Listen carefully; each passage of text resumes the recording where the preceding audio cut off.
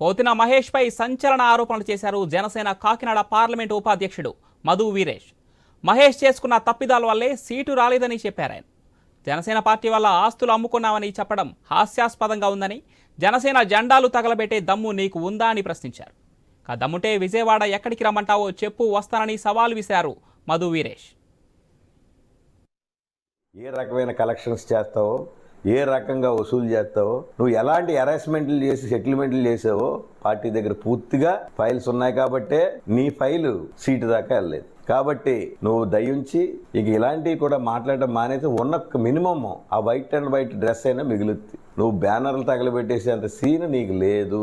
నువ్వు వెళ్ళిపోతే నీకు లేడు, ఊరకొక్కలు పోతే ఇక్కడ రేసు గుర్రాలు లాంటి మాట్లాడేవాళ్ళు అందరూ ఉన్నాం.